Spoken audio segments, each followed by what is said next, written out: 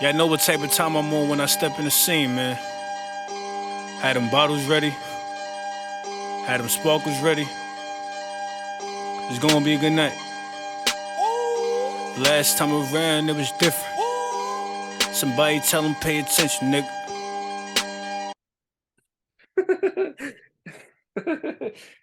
Let me get my voice ready. Yeah. Welcome to a brand new episode of another CP podcast. Your boy John, my co-host Bree, and my guy Deb in the back. You This supposed to is say we did this last time. Damn. You in New York. You a New Yorker now. not a New Yorker, so he could He is a New Yorker. He's been here for 13 years. he's been here for some time, but he's New York is his second home, so he responds to it how he responds to it. He gotta start saying yo. When he get jumped out here in New York. But what is going on nowadays? We've covered a couple of these things too. We had some crypto things going on with people in the crypto world getting killed and stuff. Some what's the word? Suspicious circumstances. Now, the creator of Cash App, one of those popular apps that, for the most part, everybody be on, was found stabbed to death in San Francisco, like 2-something in the morning. Which is Bitcoin killed? Nah, Cash App. I'm saying no. Did something happen to the Bitcoin nigga not too long ago? I don't know if it was Bitcoin, but it was like within like a span of like a week and a half, 3 people that's prominent in the cryptocurrency world. I can't tell you specifically. I don't remember off the top like what specific cryptocurrency they was dealing with, but it was like 3 prominent names that was known in cryptocurrency that got. They got their ass slain. They got their ass took down. Well, one was one was I think a plane crash, one was a murder, and one is thing. But for it to I'll happen tell you what's going on with Cash App. in the same industry, all goes under suspicious circumstances. But what you say? I'll tell you what's going on with Cash App. Okay. That shit is a bogus ass app. People tired of it. All right. That's an app a lot of people still use to this day, man. But it's crazy also. But even before this news broke, and I think in the same week they made it like reconfirmed it, but America is supposed to be coming out with like its own version of Cash App, like the American government. Control some shit. That's what it's all about. I'll tell you what it is right now, but it's just a transition that we're slowly seeing with cryptocurrency, everything digital money wise. It's like we're slowly moving away. I'm not gonna say we're moving away at a medium pace from just cash. Having a physical dollar. U.S. Again, for the most part, people hate having cash. Personally, I hate having cash. Which is a bad thing though. Yeah, I'm not gonna lie. I got to the point where I barely carry cash on me. Everything's straight digital. But when you really start to think about it, it's like because we're too dependent on technology, which is what's happening. But it's we love fucking convenience. That's what we do. We do everything based on convenience. That's why DoorDash. That's why say again. I could barely hear you, Jeff. So I said the world is built on convenience now. So like the ability to you do everything on our phone. We're super dependent on technology. So that's why you see the apps like DoorDash, like Cash App, and all these things that's on the go, Amazon Prime. The convenience of all this stuff has taken over the world, but we're becoming too reliant on technology, which can, in the long term, in the long run, be ultimately harmful to, Americans or the world for the most part. Right. Also, the government's app is called Fed Now. It should be out this summer. Nobody wants shit that say Fed Well, anything. Well, unfortunately, they taking away Zelle, and they're gonna replace that with Zelle. What, Fed Now? Mm-hmm. See, it's just them trying to DM Oh, people damn. money and shit. Because they already not too long ago, like, they made it where if you transfer a certain amount of money, like, you already come up on the fucking IRS, like, when you wiring like such a certain amount of money. Is like, if you go to this amount, like, say I wire $2,000 to you or something. I don't know what the exact number is, but that type of behavior or money behavior. But even when I'm transferring to you on multiple occasions, so let's say the week that we get paid, we transferring back and forth, back and forth. They gonna say, yeah. It prompts me to say you already transferred to or Zelly, Devin this or husband this amount of time. Yeah, they ring it as suspicious, like, so like, but he's my husband. No, so that's what I'm saying. They already watching the way we spend. But again, with Cash App, I think they couldn't monitor it to a certain point. Yeah, it's so because of that, I think they already was putting up regulations and stuff like that. There's always some conspiracy shit, and plus they're really not giving us a backstory of where he got stabbed and stuff like that. I try to look it up, and it's really like just plain. Like it's just like he got stabbed. He tried to go into certain places it couldn't go in, and he was looking for help and stuff, and it's like, damn, but where?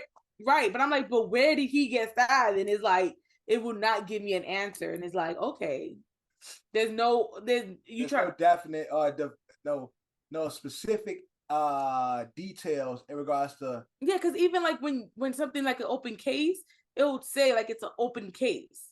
It doesn't even say that. It doesn't say any of that when I was trying to look it up. I'm like, okay, well, so y'all just gonna just act like this never happened? Yeah. Like, okay. Yeah, it's crazy, man. There's a lot of suspicious things going on, but it's very unfortunate, not to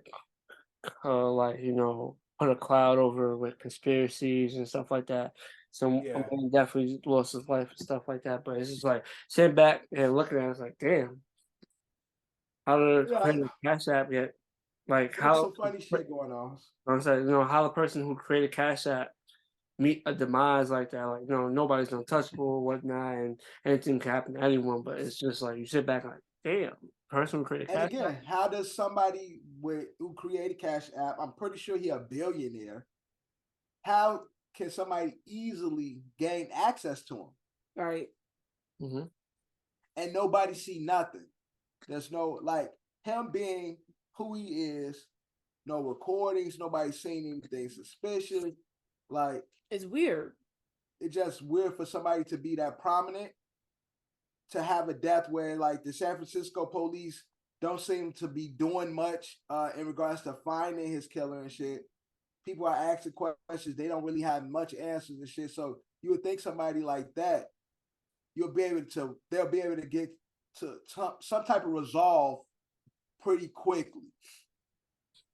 Yeah, it's almost like they don't want to, and then that becomes like, okay, it's some weird shit going on.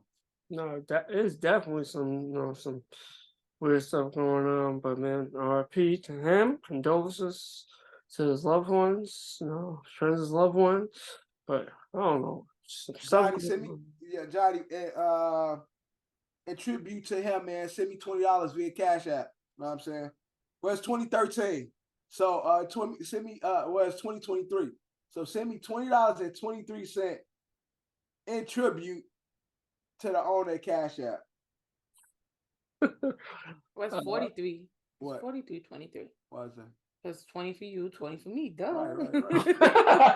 Right. Yeah. He skipped my birthday. My bad. He skipped my birthday technically, so that would be my birthday gift. Right. And then yours is, in loving memory of the Cash App. Yeah. I just try to pay homage, you know what I'm saying, in the right way. So, John, but that birthday is also coming up, so. Word. No, this is again. I ain't talking about my birthday. I'm talking about I'm saying, but Bree brought up her birthday. I'm just saying, Dad's birthday is right. As you contributing to or tribute doing a tribute to the Cash App God. Send my 20 for my birthday through Cash App, and that be his tribute. There you go. Killing two birds with one stone. Right, John. Right. Thank you very much.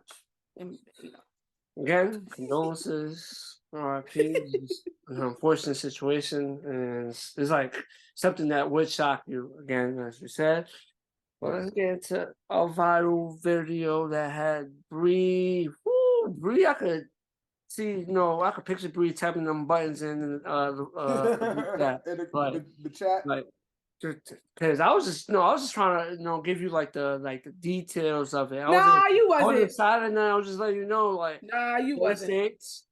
You wasn't. I was dead at work, and because I have nails. When I was typing that though, everybody was like, "You okay?" And I was just like, "Johnny about to get these hairs through this damn phone." I was just letting it be known that certain states, the age of consent, if it varies, some states is 17, some states is 16, but I'm just giving you what the law is, the morality, and so let's go back, Johnny. Let's give the people the information.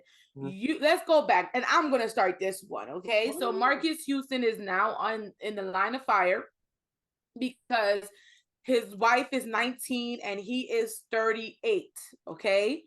And they saying the math don't add up, and he's saying he first met his wife now at the age of 17, did not do anything with her until she became legal age, and then they started talking. But they originally met at the age of her age was 17 and he was 32 or 33 when they originally met. And he did not talk to her, he did nothing, and they went their separate ways, and then reconnected when she was 18 and got married at 19. So you telling the story wrong. There was no reconnection. There was no connection. The way he stated as he knew he met her at that age. So there was no relationship. He just knew of her. There was no attraction. There was no type of sexual intent. Well, he said there was a mutual friend that introduced right, him. But again, the way you stated as if there was some intent, but he knew better. Whereas he stated as there was no intent or any sexual attraction, and it just so happened when he saw her again at legal age, then that relationship started to blossom into something. But prior to that, there was no relationship. All right, you got it. Go ahead. Well, Johnny. All I was saying was, what's the difference on what he did to what R. Kelly did? It is predatorial to me to watch somebody who's underage and wait till they become of age to then pursue them. Okay? To want to marry them. And there's still a large age gap between her age 19 and his age 37 or 38. That's a large age gap. I think he was 38 when he met her, because he's currently 41 as we speak. Oh, so he's older. So again, it's predatorial to me to watch somebody grow up, and again, I don't believe that there was no conversation, and then all of a sudden she turns 18, and the conversation now is romantic. Like, no, there was some conversation happening at the age of 17 with her, and he just can't say that because right now he's in the line of fire. That's the same thing R. Kelly would say, Johnny. There has to be some type of but that's the same thing R. Kelly would say. R. Kelly would say he did not have sex with these girls until they were of age. But even in that aspect, you still kept these said females around till they got, so you basically clocked their age to the point. Not saying that's what happened, but in certain cases that's what's happened in the R. Kelly situation. But no, R. Kelly would say that he was helping them musically. He was doing music with them. The same thing the parents would say. They were in the studio with R. Kelly. He was doing music. He was producing music for them. So he wasn't, and that's even a better sense because he wasn't keeping them around just to keep them around. He was doing business with them. And that's why the parents, if you watch the interview, the parents would go with them, Johnny, and he would tell the I'm parents. not disputing that. I'm just saying, in the R. Kelly situation, I'm gonna say maybe he was keeping them around for the music, but he just knew like that's how I'm going to trap him. I'm keeping for the music, but when the time comes, right? Marques Houston is making it seem like there was a gap, whereas R. Kelly is like there was no gap. He was having a relationship with them, and it's just although it's personal, but R. Kelly was spending time with these kids as they were underage, whereas he wasn't spending time with this. The way Marques Houston is stating, like he didn't spend time with her. He met her when she was underage, and they reconnected when she was legal age. R. Kelly's situation, there was no reconnection because he was always in their lives, and so that's Marques Houston's biggest difference between him and R. Kelly. To me, it's still predatory. I think it's predatory when there's any large age difference between guy, girl, boy, whatever. To me, it's kind of predatory, period, because I think there's a certain influence that comes with a older person dating someone younger, especially someone just entering their adulthood. So to me, that's why I was like, again, when I saw the shit, legally, yes, it's legal. But also, is it the best look? No. Legal, yes, it's definitely legal. And on a legal sense, there's nothing that can be said. But does it look right? Hell no. It looks weird. You look like an old creep. I completely understand. Just like a lot of these motherfuckers. You have these cougars who only date young men. To me, that is predatory. That's all like weird, like context. That's weird, that's weird behavior. Like that's some weirdo shit. To me, Marques Houston, R. Kelly, these older women dating young men, these old niggas who like, oh, I only date young girls because they keep me young. All that shit is predatory. How much mature can she be? She hasn't lived any life. Let's be honest. At 19, what life have you lived? You're not even legal to drink. Right, and that's what I'm saying. That's why I think to me, it's predatory. Again, you're entering adulthood. So for him to be a 40-something year man, again, I'm not in a relationship, so I can't say, oh, well, there's nothing that they can build on or nothing that she can teach him, or there's not much life she lived for him.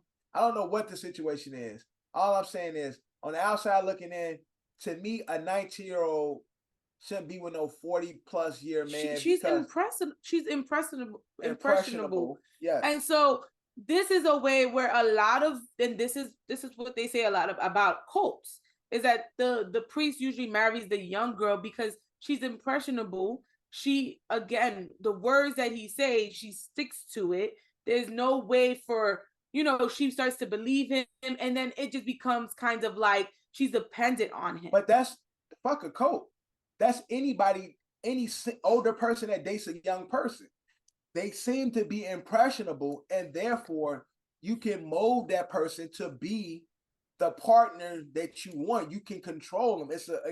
That's why it's considered weirdo behavior, because again, these people are so young that they're not able to create their own identity. They don't live enough life to they don't experience enough in life to create themselves and to see if they'll be a fit partner, to see what they like and they like and dislikes in the world, and partners in life and shit like that.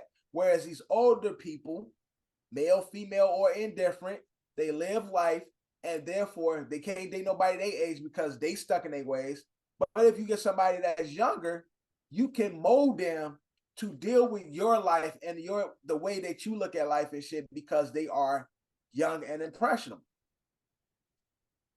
No, I definitely understand that. Another question: you think that with the laws of consent, other rules should be set and regulated and should be added to with the law of consent? Or does you feel like when a person reaches the legal age, it's fair game to they are perceived as an adult and they can live life however they may be, or you feel like there should be for like that first couple of years of when you first meet that, age of consent, that there should be some laws to protect people from older pursuers? I feel like, and this might sound weird because, like, I think there should be two legalities. Whereas, okay, the legal age, and this might sound weird, but like your legal age to date is 18 or something, 18, 19. Where at that age, at 18, you can date whoever you want that's of other legal age, right? Mm-hmm. But there also should be a age limit for marriage, in a sense of not even just talking about an older person dating a younger person, but because marriage is such a life commitment, and it's like so taboo now, people don't really take marriage as serious as it is. I think people need to do a lot more living before they can get married. And so, like, for somebody that's 18, 19, I think there should be some legal ramifications that's like, you got to be at least 24 to be married or something. I don't know if y'all remember, there was a time where, and I remember this so clearly, but there was a time where you couldn't get married without having marriage counseling. Like, so there was a time where the pastors, like from any church, would not sign off on your marriage certificate unless you had premarital counseling. And so what it used to do was it used to help to make sure that you know who you marrying, and if not, you just you go your separate ways. Yeah, but church and state ain't the same nowhere anymore. So, like, you know what I'm saying? Like, when you say, but even so, like when mommy got married with Miguel and they did it at the courthouse, they had to have proof that they had premarital counseling. That's what I'm saying to you. By who though? Like, so they had to find a council or a church or somebody who can premarital counsel them. I get what you're saying, but again, because people don't look at church the same. I'm saying they had to go to they could go to a therapist, they could go to anybody. Okay. They had to have at least a few hours of premarital counseling in order to go to. Even with that, okay, so you do marital counseling and the legal age is 18, there's still holes in that. Whereas you can play the committed role and shit. I just feel like at an 18, 19, you don't really know what you want, and to make such a commitment at that age, you motherfuckers barely, you just paying your phone bill by yourself.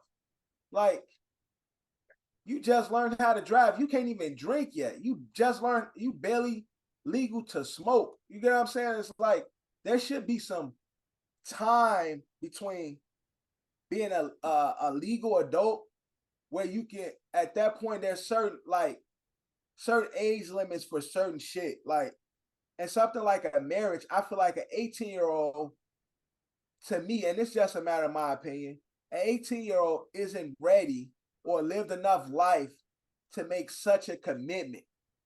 And therefore, at that age, there should be some type of legal age that makes it appropriate for marriage. So you feel like they should put like an age cap on marriage? Yeah, like, because again, now you see a bunch of marriages, or the marriages, you don't see a lot of marriages, but then you see a lot of the marriages that you do, a lot of them don't make it. And then you see a lot of these older people with younger people thinking like, oh, I'm gonna mold this person. And then once they finally find themselves, then they fucking leave them. So it's like, there needs to be a lot more living on both sides before you can make such a commitment like marriage. Tony, why don't you talk your shit that you was talking in the chat? Talk your shit that you was. Don't make me read what the hell you said, Johnny. We can scroll back into the chat. I just talked about age of consent because that's one of my questions is, all right, where did Marques Houston and his girl get married at, and age of consent? Some states the age of that's not the problem, Johnny. The age of consent is she was 19. The age of when they got married, she was 19.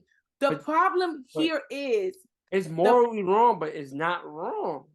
Yeah, so that's the thing in America. We arguing something that's actually legal. They did the right thing. That's what I'm saying. Like, I understand what you're saying. It still looks bad. The optics on it still looks bad. I don't disagree with that, but our government allows it, and depending on your state, he could have met her at 16, and they could have started at 16, depending on what state. Some states is 16, some states is 17, some states is 18. All the states is different. As I said, I don't know if we had background knowledge on where they got married at, that might help. But the way again, it's not about the marriage part. It's the whole storyline that doesn't make sense. You're just saying the math don't add up. Basically, he's saying what's right. Like, oh, I met her at 17, but we ain't do nothing until she was. Yeah, no, he said, and again, he not even saying that. He said, I met her at 17. There was a 2-year gap, no communication. I don't know this girl. So therefore, I was in her space at one time when she was 17, but there was no real conversation or relationship built or anything. It just so happened when she reached legal age, it just so happened they met again. There was more conversation, and then something started to blossom. So he said everything in the right way, because although in the court of public opinion, it still looks bad because she's 19 and he's a 40-some-year-old man. But he don't look as creepy because he did it in a legal sense. And 2, it's not like he was sitting back grooming her. Like, yeah, he was in our space. Yo, this was my friends. I really just can't wait to the friend to introduce them when they want to get a coin. How we really gonna hear how the story went down? He's been around her since she was 14. Right.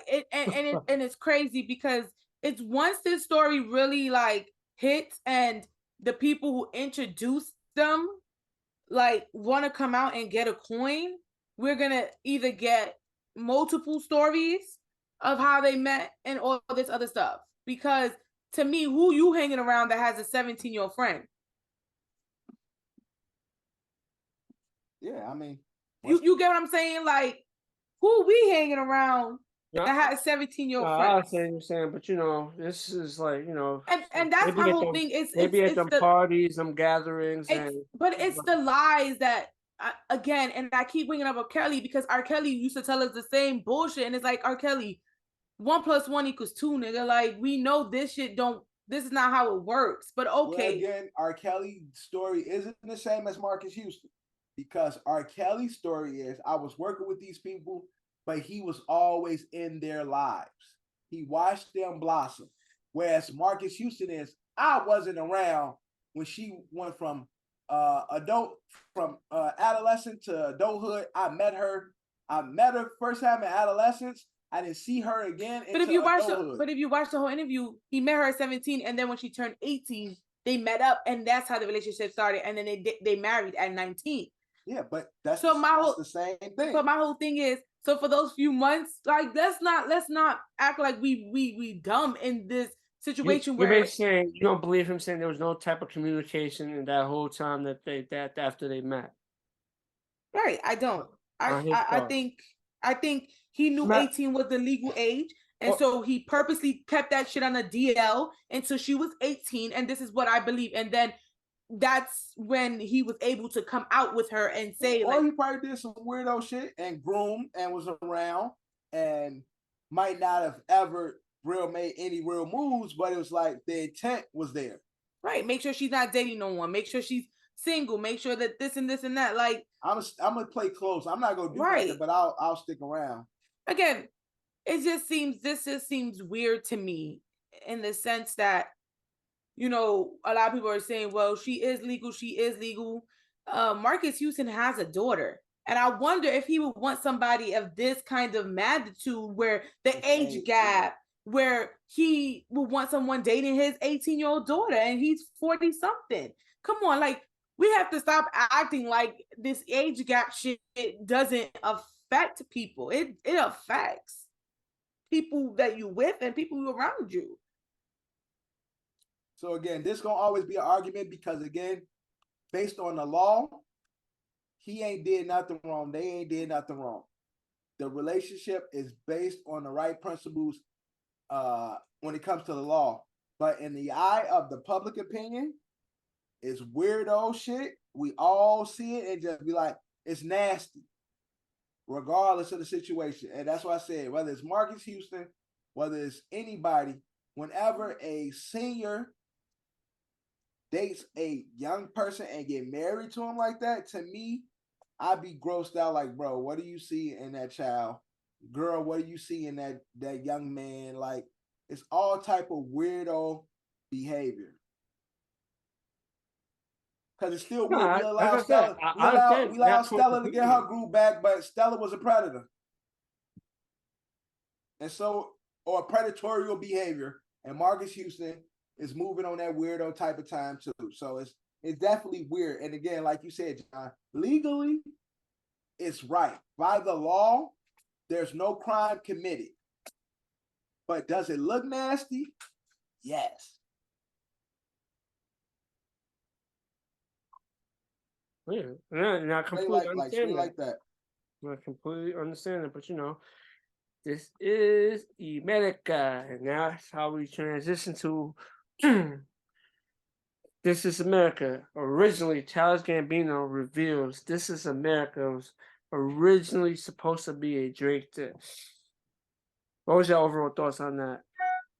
Well, you know, Childish Gambino, one of my favorite artists, and This Is America is one of his probably his biggest song, hands down his biggest song. I just wanted was him saying This Is America. Is that like a Canada beef? Like, is that a Canada diss? That's the first thing I thought. It was like, is he basically saying This Is America? He's attacking the fact that Drake. Yeah, like yo, get your ass back in Canada, like nigga. This is you know how like the right side of people be. This is America. This is our country. Like, I wonder how he was gonna put that together. Like, I wish he would have finished the Drake diss or Drake soliloquy or whatever he was gonna do with it, because This Is America is his greatest song. But I still would like to hear how he was gonna approach that as a Drake diss. Yeah, that's what I'm saying. I would have loved to see it. It would have been interesting. It went from a diss record to then what the record came out to be. So it was like, you know, and with the video that came out with the song in itself. So it was like, it went like a whole different way. But it's like, and when you really think about it, it's like, damn, if you would he still have went that route and included the diss? Would it have altered how people felt about the song if he still dissed Drake and still give us a message? But this is why I'd rather him not have said that, because it's hard to now see that as a diss song. Yeah, at all. I can't. I agree. It's like, what the fuck? It's so like yeah. Even the video, and it was so sad about when he said it loses now its value, because when This Is America came out is when all these black killings with these cops was happening, and so This Was America was like a statement to and the video and everything was a statement to the world, like black people are not getting, you know, treated correctly, and they're getting killed by the police and people who are meant to protect us, and it was an impact. But now saying it was supposed to be a diss song is like, okay, well, that loses that. I started off as it was going to be a diss song, but yeah, it's just like I said, like Dev said, my first said, he said This Is America was supposed to be like a Drake. This the first thing I thought was like, he's making it a whole U.S. versus Canada thing. Right? Yeah, that's what I first thought. Like, because I don't think it'd be like a whole song just like Drake, but it'd be like more to it, where it's like This Is America on some country versus country type shit. But again, I think that was his original idea, how he was gonna spin it, because it's also like, how do you justify Childish Gambino making a Drake this. So it's like it also would have been like, but Childish, how the fuck you dissing Drake, man? Why would you diss Drake? Like, y'all niggas, two different artists, two different lanes. Like, you know what I'm saying? Y'all service two different listeners and shit. Like, so it's like I didn't understand what that would be, but I'm still interested to, at least if he would have put together some type of reference track, just so it's like have a little feel of how it would have went. Because again, like you said, with the beat, with everything, like when he said "This Is America" was supposed to be a Drake track, was "This Is America" even a part of the song? Where it was just like, I came up, I got this beat, and I was gonna diss Drake on here, type shit. Like the way it's like okay, like look how the end product ended up. Yeah, that whole fucking interview was weird. I don't know if y'all watched the whole interview. Yeah, I was watching it the other day. That shit was weird. He was talking about ATL and how he make up certain characters and certain people. Like, I feel like I was watching something and it wasn't completed. Like, I never got a full explanation of.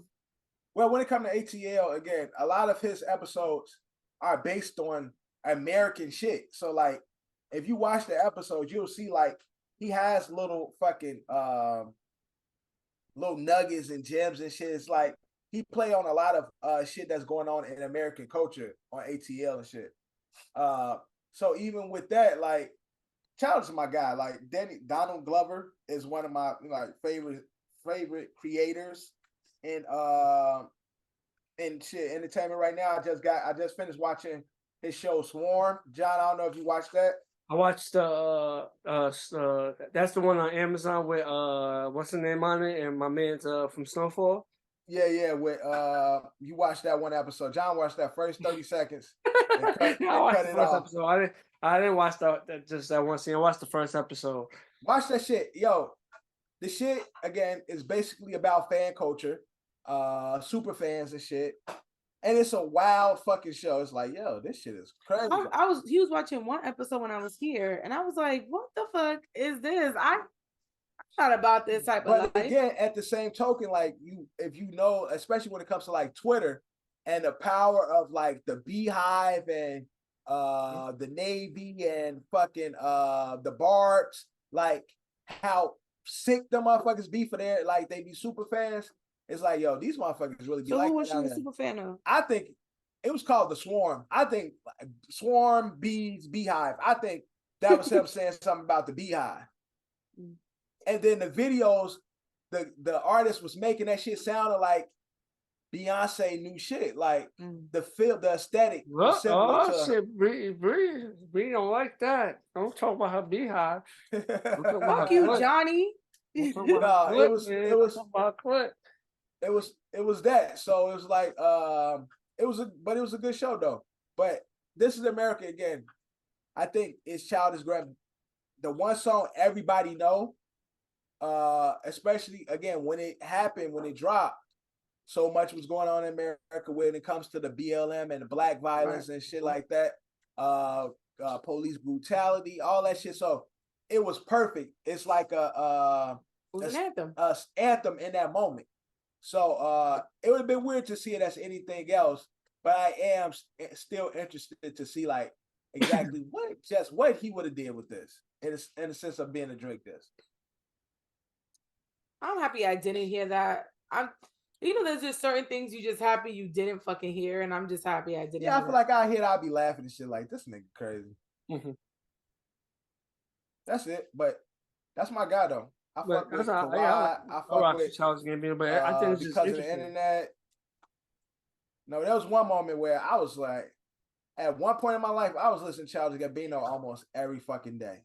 You were like all day. Like when he dropped Kawhi, bro, I was listening to that shit every day. When he dropped Because of the Internet, bro, I was listening to that shit every day. So that's my guy. Yeah, I rock Childish Gambino. But somebody at Berkeley put me on to Childish. I can't even remember who. Somebody did. Wasn't it Talon? I don't think so, because it was somebody that listened to rap, because his first projects was like real rap heavy. I can't remember who. It was one of them hip hop nerds at Berkeley. I can't remember exactly. Drew DQ, one of them. They don't know shit about music, so I know Cat was listening to him too at Berkeley. Oh no, Talent put you on to Frank Ocean. You and Talent. Yeah, Tal put me on the front. But DQ definitely fucked with Childish Gambino. Yeah, DQ, huh? I said both of them did. I don't know if they was the ones that put you on, but I'm just saying I know for a fact that both of them like Childish Gambino. Yeah, them two niggas, I wouldn't even listen to their music opinion, so I know it wasn't them. It was somebody who had an opinion that I respected. Jesus. That's a select few, Jeff. So it is. That's why. That's what. That's so shady. It ain't many people. I can't remember. I don't know who it was. Dude, but it's somebody musical opinion I respected told me about Childish Gambino. I'm like, yo, that's the comedian nigga. Like, you so shady. He a clown. I'm talking about you don't respect their opinion. No, I'm talking about that. I'm not saying their opinion. I'm saying that musical opinion. I don't listen to nobody. I don't really respect a lot of people's musical opinion. Yeah, you see this? He don't respect your musical opinion. So that let it be known, man. Not like I'm just hide it. He let it be known. Yes. So somebody that I was like, all right, I'll listen to it. I'm like, oh, I fuck with this the comedian nigga though, because I knew him as Donald Glover, the stand-up comedian. And he was on that fucking show. It was like Park and Rec. I think it was. I'm not gonna lie, it might have been DCAT. It might have been DCAT. It wasn't DCAT. It wasn't DCAT because DCAT was listening to Joe Budden at that time. I'm like, I ain't listening to shit Cap said about music at that time. Good chance it might have been DCAT. He was big Joe Budden. I'm like, yeah, okay, this nigga don't know what you're talking about. So I can't remember who it was. But somebody put me on, and I've been listening to Childish ever since. But I think this is an intriguing story. But yeah, it's a fun story. It just adds a little intrigue to the overall status of the song. Maybe there is a reference track. And maybe he just started a production company called Gilga, and they were he did like an ad looking for staff and shit for his company called Gilga. You know, it's and he's looking for black creatives, people that do shit behind the scenes, like, you know, editorial, you know, design, and know how to work a computer and shit like that. I looked at the positions, none of which I'm qualified to do, but I applied anyway. Just you know what I'm saying. You never know, man. Never know, shot. Man. Shoot your shot. All right. Shout out to Childish though. From one artist to another artist, my guy is being sued by 2 former teachers of the Donda Academy. Yup. You know, Johnny. Why they suing him, John? Apparently, poor working. Not apparently. There's poor working conditions. No, it's their word versus a word that they're not talking. So it's their word. So according to poor conditions and only serving sushi and not providing chairs and tables. So basically, overall poor conditions and stuff like that. It said that he gave sushi for a whole week straight. That's a lot of mercury right there, boy. Don't suck your teeth. See, you talk about me being a beehive, but you so far up Kanye's ass that I need you. I need you to get your head out his ass. I don't and give people the benefit of the doubt. What is the issue with that? What is the issue? Oh, they serve sushi for a week. What's the issue? Sushi's bad now? Like, is it for a whole week? He asked Johnny for a whole fucking week to have that much fish in your same meal. If it would have been, what? It would have been pizza. No, let him talk. What you said? What? It would have been pizza for a week. It would have been an issue too. He just said, Johnny. No, yes, yes, Johnny. Yes, it's the same. It's different types of sushi. And Johnny, people that's going to that school, I'm pretty sure it's not the regular. Right. If I'm paying for my kid to go to that school, I'm paying for a variety of food. I'm not paying for you to just keep feeding them fish. That's their Johnny, I think you got your head so far of Kanye's ass. Do with that. It again, if they were only there for 2 months, Johnny, and they're already speaking and talking about the conditions, that means it was something serious, John. That's the only thing that's my only, because again, yay, my guy. But again, usually when somebody come out ratting, it's somebody who's been there for quite some time. And so they built up some rapport. They didn't cross their T's and dot their I's. They didn't kept stories. I think for them to be there so shortly, to be whistleblowing, there must be something going on there. And sushi, again, to some people that might not be looked at as a bad thing, but in regards to when it comes to servicing the kids with balance and balanced healthy fucking options, then sushi for a week might look bad to certain people, because again, it's like, are they with sushi? Is sushi meeting the nutritional value that a child needs on a daily basis? So that's why I feel like they saying something like, yo, this is not suitable to be given a kid every day for the nutrition that they need. And again, this is their story versus his, but I do believe that for them to be there such a short time and be whistleblowing, whether it's legal or not, there must have been something there that was alarming for them to be like, in a short time, they'd be like, oh, hell no. Like, why is this way? Why are they doing this? Like, you get what I'm saying? Yeah, but... Or no, John? No, I completely get what you're saying, but... I don't get what you're saying. His head is so far up. No, it has nothing to do with that. And again, with that, if the conditions were so bad, right? They didn't leave on their own. They didn't choose to leave. They didn't say, oh, this shit's fucked up, we're gonna leave. They got fired. They say they got fired because they was complaining about it. But that's, again, right. But Johnny, again, they got fired because they were complaining about the. But that's what I'm saying. I have no concrete proof to believe them. Yeah, I have no concrete. I have no concrete information to believe them, but I do believe in the sense of when you start a new job, if you come out complaining and you you in your 90 days, then something must not be right to your standard for you to be saying something like that in your probationary period. Usually people wait till they get through it, be shit going on. Motherfuckers just play along until they get through that probation, because they know legally at that time, during the probationary period, it's easy to fire somebody. And let's look at it this way. They didn't go to the media first thing. They went to, if you read the article, they went to the actual the administration and complained. Then I guess it got back and whatever, and they got fired for complaining about some of the conditions. And that's why they came out and said, this is what this is. Because we went to... Finish the point. Go ahead, Johnny. Go ahead. Because this is very sensitive for you. It's not. But in that same token, they was... You're right, probationary period, right? And they was also complaining about not being paid as much as the other staff members, and there was also the new members, right? So you get the new job, you start complaining about your pay when you first get the job. That's what we're doing. That's also part of the article. They was complaining about pay. They said other staff members getting paid more than them, and they supposed to be new, right? And then they try to make it discriminatory with it. They try to add that they was getting paid less because of discrimination.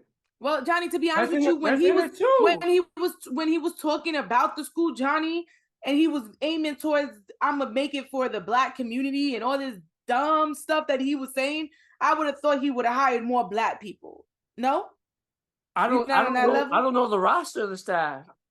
I don't know who works at that school. I only know of these two workers. That's it. I don't know. All he know is their complaints, and there hasn't been enough information to verify if their complaints are true or not. It could. For we know, the school could be fucked up. Yeah, the full school be fucked up. I have no idea. I don't have. I just have their word. Yeah, I just feel like whether it's your pay, whether it's the conditions, generally, people will stick it out past that probationary period. Right, because then it's hard for them to fire it's you. like, I'm gonna talk my shit, and it's gonna be hard for you to fire me. Right. So for them to make such an uproar, knowing that the legalities wasn't in their favor because they were under the probationary period, to me, maybe there is smoke, you know what I'm saying, where there's smoke, that might be fire. I don't know. But I just know how people play it because I work in these fucking organizations and shit. Usually, if you see some shit, nigga don't say nothing until the 90 days is over. Even when they see some shit, because they want to get past that.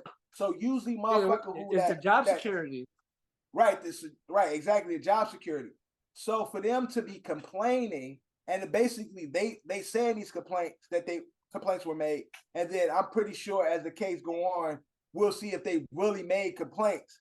But if they did make these complaints during that probationary period, there must have been something that they saw or they experienced to them based on their based on their work experience, where it didn't meet up to their previous work experience, whether it's the quality of the school, the pay for the job that they do compared to their counterparts, whether they're black, white, or indifferent.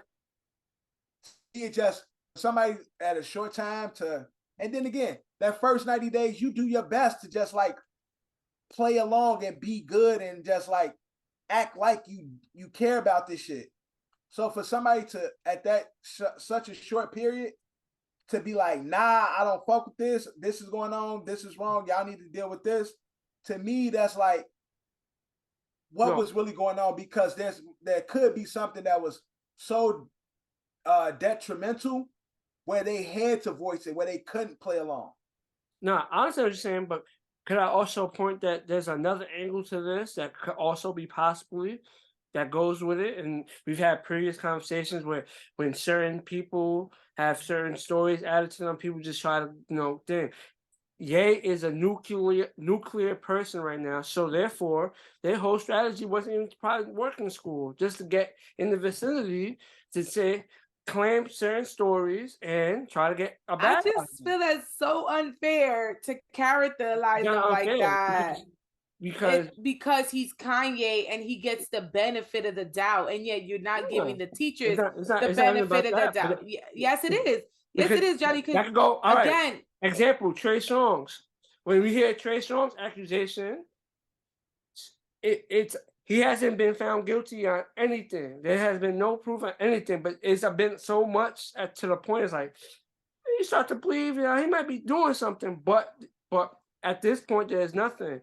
But so all you have to be.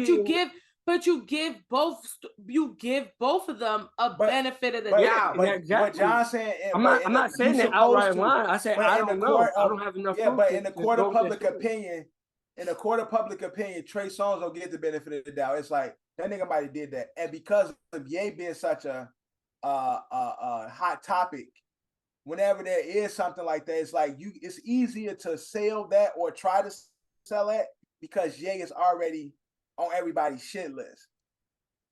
That's what John's saying. If it was anybody else, I'm not saying that's the angle, but that's just another. No, I know you're not saying that's the angle, but again, because of it being who Ye is, and it could be that none of this shit has been proven anything.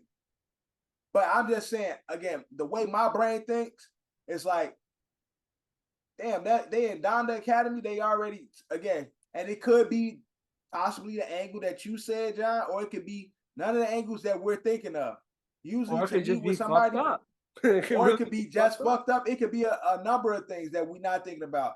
A lot of times, to me though, when people get these jobs, they play nice because they're able to do more once they get past that legal threshold. Mm-hmm. And they have the opportunity to gain more once they reach that legal threshold. And that's why you see a lot of people who come against big brands and big people. They usually sit back, allow shit to build up, cover themselves legally, and then be like, boom, I'm a blow shit up. So for them to do shit so early, they either really idiotic or there's a possibility that shit was that fucked up. And it's the possibility of them be like, I can get into Donda, I can make ruckus because it's Ye. So, we in America, Ye already looked at it a certain way, so we can easily sell the story and see where it go. All that shit is a possibility. Mm-hmm. I'm just looking at it on not really Ye aspect. I'm just looking at it on a business aspect. Like, it's dumb for them to say it at this early unless there's really some shit there. Just bring me the pudding, man. The truth's in the pudding. Bring me the pudding, and that's where it goes. At this point, That's a fact. It's his word versus theirs, their words versus his words. They're the only side speaking at the moment. And at the end of the day, the way this is America. We just said it. Legally, we can't really take a side until we know the facts. Yep. We can make assumptions, but we can't. That's all it is. It's all assumption. That's all we're doing right now. Speculations, exactly. I'm not speculating. I know Kanye school's fucked up. He only got 100 students there, anyways, charging $15,000 per year. Motherfucker, crazy. Said 100 students. 100. I just looked it up. It was 100 students at $15,000 per semester. Fuck that. And then you're gonna serve my kid is motherfucking sushi for a whole week, and your ass got $15,000 of my money. Sushi might be caviar. This motherfucker crazy. Yo, I'll wait for if a parent come out and complain. That might light a couple of sticks. There's like a couple of sparks. That's something to look into. If a parent come out and say it, but even if a parent came out and say something, Johnny, you still gonna defend Kanye. That's not true. It is true. You will defend Kanye no matter what. That's not true. So at this point, I don't expect anything other than you defending Kanye. People complain about Let's just cut the bullshit. There's a lot going on, man. Okay. A lot going on. It's their word versus, and one side's talking, the other side's, so it's all speculation and accusation. Innocent until proven guilty, man. That's how it goes. Okay. Innocent until proven guilty. What? Now let's get into Florida. Florida just loves passing things. Florida loves passing things. But I'm going to Florida. I don't know what y'all take on this is, but Florida has decided to ban TikTok from basically its college campuses and also ban TikTok from school devices. So no school devices are allowed to have TikTok. Didn't you say your kids be doing TikTok all day? Yeah, but they not able to do it on the school devices though. Oh. And so that's what I'm saying. It's really not much to me because again, currently at the school that I'm at, the firewall only allow you to go to certain websites and shit anyway. So it's like educational shit. So you can't really go on YouTube. You can't really do social media. And again, in school settings, that should be a concern, especially with school devices. So to me, that's nothing new. But in a sense of college, like and the control of your own personal device, to me, that's a little stepping into someone's personal devices and personal entertainment and shit. Because again, ultimately, college is the entry to adulthood. Like this is most people, especially you dormant and shit, you are a young adult. So for the state of Florida to be like, yeah, we're gonna control what you do as a young adult with your own personal device. To me, that's a little overbearing. But in the sense of when it comes to school-related devices, then yeah, there's a lot of websites that should be blocked. Not only TikTok. There's a lot of sites that they should be setting up firewalls to block. So I'm not against that when it comes to school-related devices, but personal devices, nah. They also banned 2 other sites, but I don't know what these sites are. They banned something called WeChat and Tencent. I don't know what those are, but they also have been barred. I don't know what that is. I think the problem here is that there's a lot of cyberbullying going on with TikTok. A lot of, yeah, that's also a part of the reason too. They said it's colleges are like a lot of kids are committing. I was watching them talk about it, commit suicide, because these girls are, because TikTok really don't have regulations. If you're over a certain age, you can post pretty much anything. And it's not an American company, so right. And so a lot of these college students are posting females or males of in vulnerable states, and it's becoming bullying. And so just to prevent the college from being responsible, so like if God forbid somebody would have got bullied in Berkeley and to the point of committing suicide, now Berkeley is now responsible for that death, and now the family can sue Berkeley. And I think a lot of colleges are now saying we don't want to be responsible for any suicide deaths, unfortunately. So we are going to cut that tide with our school. If you're in this school, you can't have TikTok. Again, I think for the sake of school devices, I'm totally for it. But bullying is gonna happen regardless. And if it happen on school, and bullying gonna happen regardless. And if something of that extent happened on college campus, whether it's via social media or not, the school gonna still be responsible. People gonna find a way to make the school responsible, and it is their responsibility to get the family and the people involved closure. So, all that does is maybe stop the spread of the visual, but bullying gonna happen regardless. Motherfuckers gonna find a way. Regardless of the situation. Quick thing, all these apps that I mentioned that also got banned, they were all founded in China. They're all they all foreign apps in China. And Florida is a red state, correct? Correct. Mm-hmm. So missing you with the bullshit. Good old Republicans doing what Republicans do. Because again, I think Snapchat is more of a house for bullying than TikTok is, because with the way TikTok is, it's so fucking random that it's like, if you ain't really popping on TikTok, nobody cares about your content. I think the only reason why they said Snapchat isn't a threat, and because it's an American company. Not only that, but it you can't keep stuff, so it disappears. So that's why it's more of a threat. It's the hiding of shit. Yeah, it's at least Snapchat's an American-made app. Like, well, no, app made in America. I don't understand. They probably feel like they have more wiggle room to get to the bottom of things and get certain. It's control. It's all about control. Yeah, versus an app that was created, a foreign app created outside this world. I mean, outside this country, where it's like if shit hits the fan, we need to get some information. There's a whole block, and it's much tougher to get. But that's America's issue, period, with any app, with any type of service. Like, they don't want people in America using shit that's not of this country, because legally, how much control do we have over these, these websites and shit? It's all about control. So, even with your statement, John, it's the whole what if, and that's America's way of saying, hey, give me access to your shit.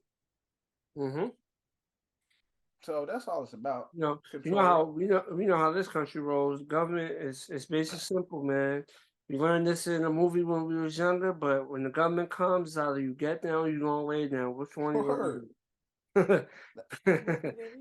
It's pit. That's basically all it is. State property. Yeah. Never watched it. You gonna get down, you gonna lay down. Never watched it. Okay. Watching property? Nah, she'll be watching with me when it comes on and shit. The acting is so bad. Is that the one with Dave Dash? Yeah. That shit was so bad. No, I don't. I only saw 5 minutes of it, Johnny. I ain't got time. So bad. That's crazy. That's a classic right there. That's a classic. But that's the government being the government. Now, speaking of government, there was a whole issue with the first lady. She made some comments. She got some heat for it.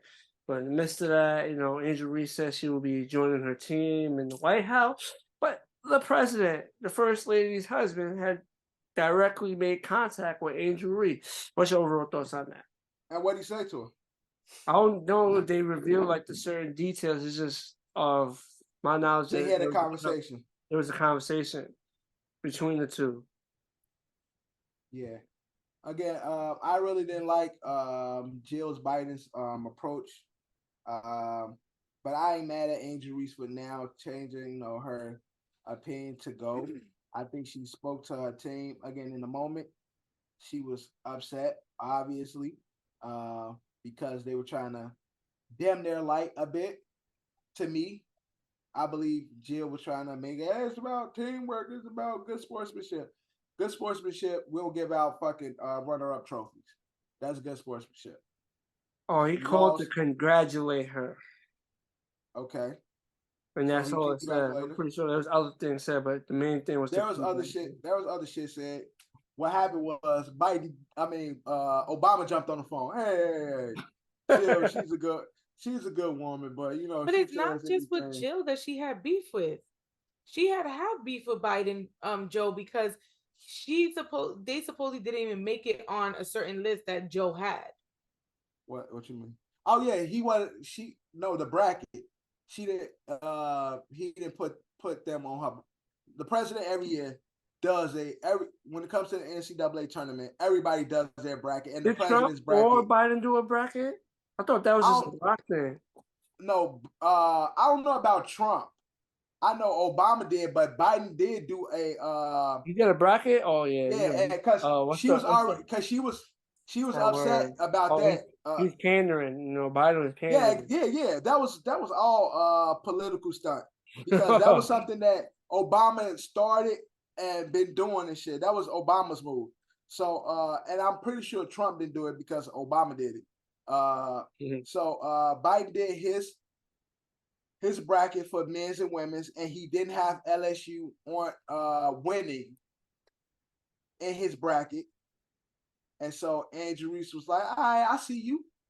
And so a part of her, like, this day was he didn't pick them to go far. I don't know where he had them placed or whatever, what round he had them losing. But she had spoke up on it like, yo, he didn't even have us winning. Like, he had us going out early or some shit like that. And so she felt some way about that. And then on top of that, with Jill, saying Jill doing what she did. But ultimately, she forgave them or whatever. She probably talked to her team and they said, yo, it ain't that deep and we're going to go there and represent. And now she gone. So it is what it is to me. Well, definitely it is what it is, man. But, a lot of pandering and funny business going on, man. Yeah, I wouldn't have. It's definitely a lot of pandering. I wouldn't have went. But I personally, I wouldn't have went. I said what I said, and I meant what I said. Now I'm good. Yeah, you're entitled to that. These cosplayers getting that NIL money. You can't mess that bag up. You gotta keep that. And she's supposed to be getting the most out of. Yeah, I heard her talking about it. When I forgot who is. I think it was the Brandon Marshall one. I'm Athlete. That's Brandon Marshall's one. I'm Athlete in the pivot. The NIL deal she got and the deals she got. Yeah, and I even saw her. She was, because they were asking her and Fly J did an interview. Brandon Marshall and them was talking about it, but she had an interview where her and Fly J was there, and they was just saying like they were actually going to the WNBA, and she was saying like, yo, I'm not in any rush to go to the WNBA. She's like, yo, the NIL money is so good, like I'm dead ass making like either more or close to a lot of WNBA athletes. Like we're good. Yeah, basically getting paid way more than some WNBA athletes. So she's in no rush to go. I know some people when she said that felt like she was shitting on. Oh yeah, a lot of people did feel some way. But I know what she meant. She's basically saying like, "Yo, the money good." And we know WNBA players not really getting paid like that. I'm gonna stack up my bread, and then I'll get there when I get there. Right. But no, But shout out to again, her, man. And it is what it is. shout out to these panderers, man. Again, the Bidens are definitely some panderers. Is their time up yet? Not yet. Next year is when they gotta do the whole thing. You gotta do the whole Again, race. 45 in court. So I don't see 46, nobody else. everybody want 46 out. So everybody's looking forward to 47, whoever 47 may be. Yeah. And 47 might be, depending on what it is, 45 or 46 again. I don't see nobody else. I don't see that right now. Well, that if he re-wins, we won't get 47. It won't count. But if he loses and goes back, then it'll be counted into it. Man, we'll get there when we get there, man. I don't want time to rush, but it needs to be rushed in that aspect. Right. But let's get to a nice, positive story. A mother who basically spent her whole life saving, paying for her daughter's cancer treatment, hit the lotto, which I thought was a nice story. You know, something positive that happened in the world. She won $2 million from the lotto.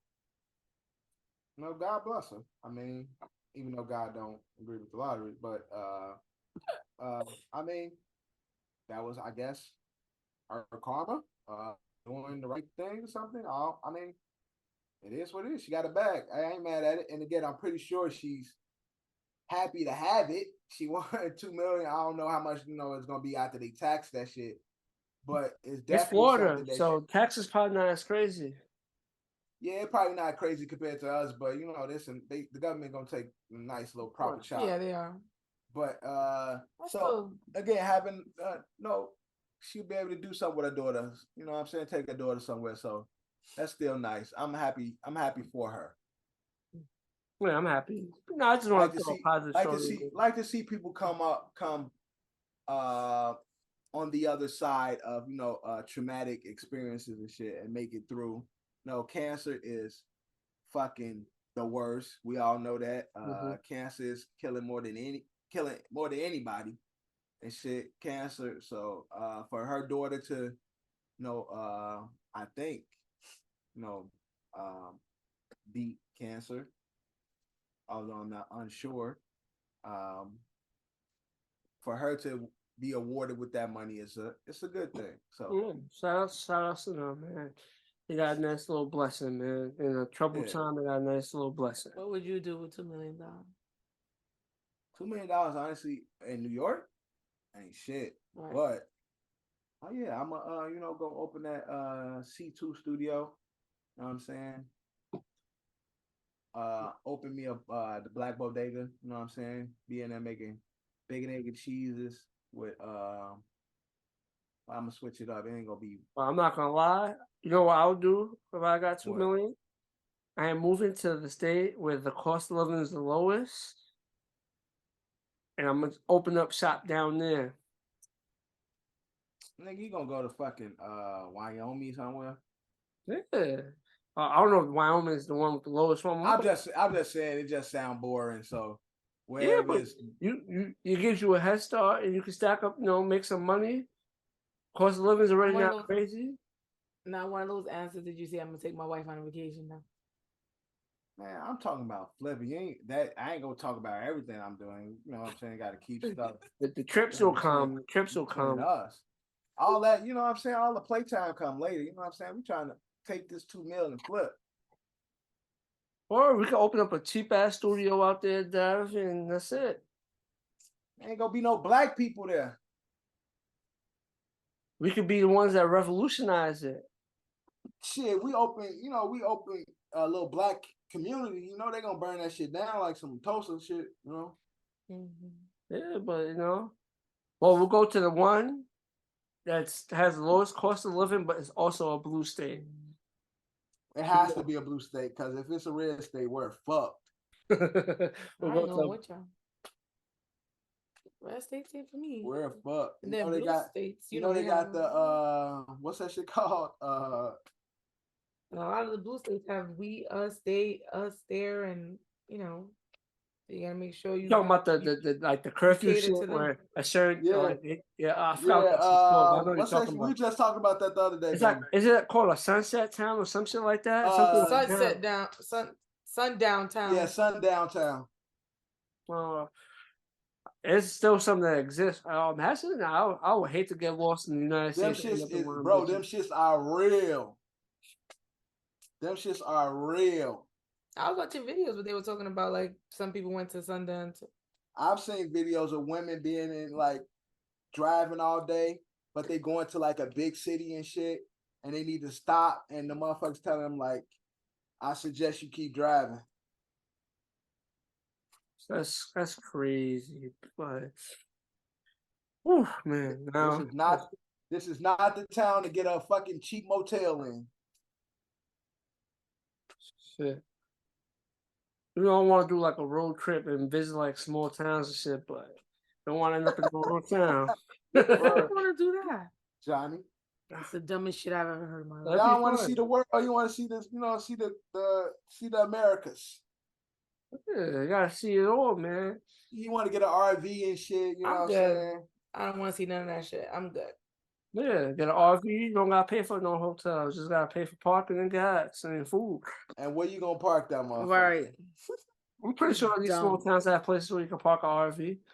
Oh And yeah, definitely. it They ain't as definitely strict do. as the cities. Oh no, I'm pretty sure they got, because they got mobile homes and shit. But generally, those people ain't the people you want to be around. Right. I hear you, man, but I won't park in their area, you know. As soon as they like, who the fuck is this new motherfucker pulling up? You only in there for the night or a day or two. You go into that local bar, you just there for the night. You walk into that little bar to get you some chicken wings and shit, they gonna be like, it's gonna feel like the Yeah, I know. I've been seeing 1950s that shit in again. like movies and TV shows. I just want to know how that'd be like to walk into like the local bar in the small ass town, and is it really like that? Everybody gonna be like, "Who the fuck is that?" Like, Yeah, oh you no, lost. that shit kind of intrigues me. I'm interested in that experience. And But then if I you be know, like, okay, gotta go. you know what I'm saying, but if I get that, you know, that nah, yeah, I should have never walked in here. I'm up out of here. I won't sit there and try to make a warm welcome and make them Right. like me. Nah. Right, make them comfortable and shit. Yeah, I got it. All right, my bad. Right. But let's get to a story that went viral for all the wrong reasons. A woman in Maryland was caught on camera. She was working at a daycare, but she was basically, you know, abusing the children. She was later identified and arrested. But Jesus. Yeah, I don't want to spend too much. I don't want to spend too much time on the negative shit like this, but it's unfortunate because again, these are people that we are entrusting to trust. We're entrusted with our child well-being. Mm-hmm. So to have people like, and again, you see it again in a lot of fields where it's more than a job. It's supposed to be like your heart really supposed to be in it. Mm-hmm. Shit like the medical field, shit like, child care, education. A lot of motherfuckers is really only doing this shit for the sake of the check. And so you see all these fucked up situations. You see it with all these now nurses who be treating patients bad, people that work in home health care and home care treat the clients bad and shit. You see a lot of the people working in these type of fields that supposed to like this supposed to be like a calling. Yeah, I feel you. Like if it ain't in your if it ain't in your heart, if it's not in your heart to do this job, then you shouldn't be here. Yeah. And so a lot of these jobs, it ain't in people's heart. They just doing it for a check, and they evil people, and they doing evil shit to people, and I don't like that.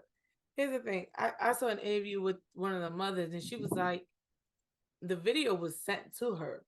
Like, she was in her couch just like, and it was somebody sent her like, "Ain't this your baby?" Yeah.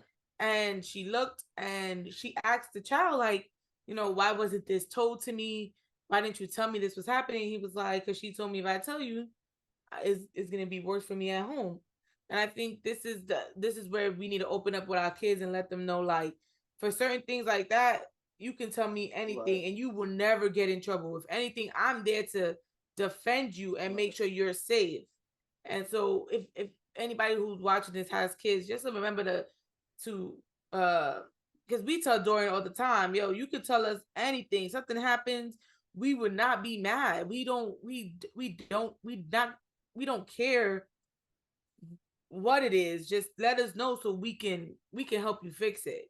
And so if anything, that I don't want to talk too much about the abuse part. I think, again, like you said, we trust our kids with these people, and it is so sad that you have to see in a video your child getting beat by the same person you trusted with. So I'm not going to go too much in that, but I am going to let it be known that as parents, we need to be more open and let kids know, like, if certain things like this is happening to you, you have to let us know so that we can fix it.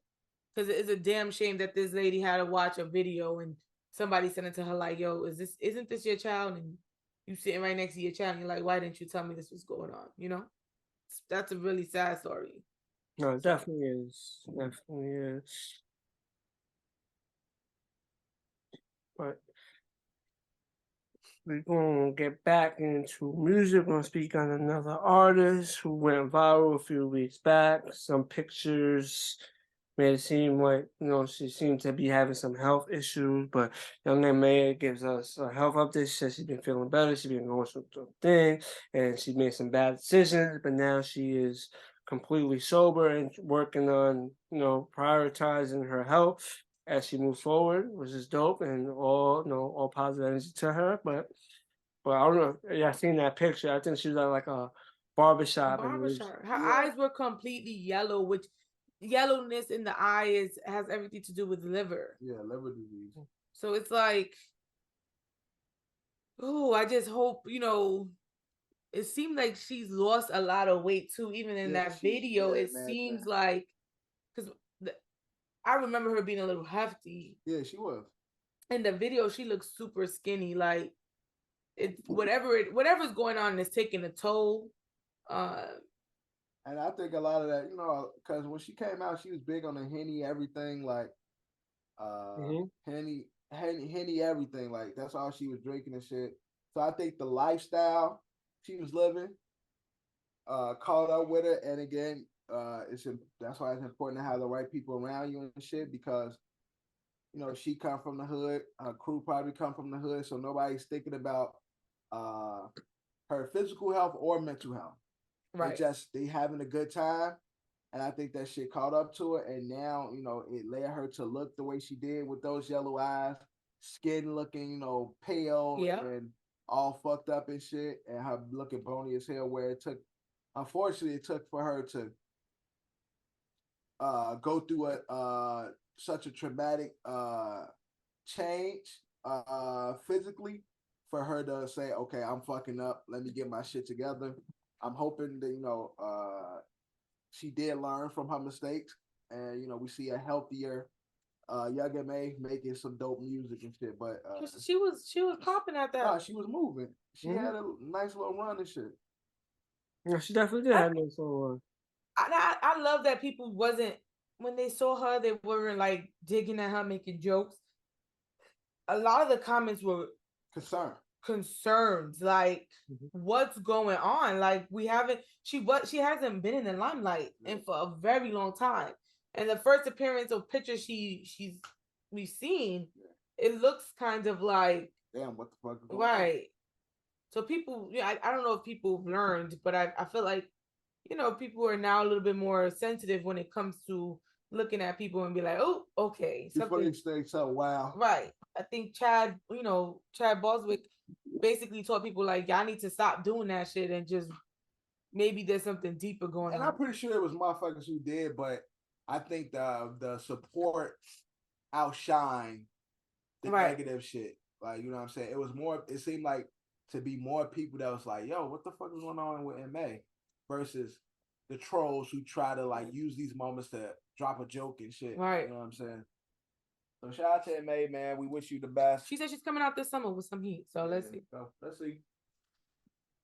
I So, still, some of our all music still, positive, some of our music still be, tripping me out and shit. There's, certain little lines she done said as if she, she got a But can't you sing her? Can't you rap her raps? Oh yeah, she raps like a guy, so I have no problem rapping out rap. Yeah, you can rap her raps because Yeah. it's not gonna be not a line where it's like I can't rap this part.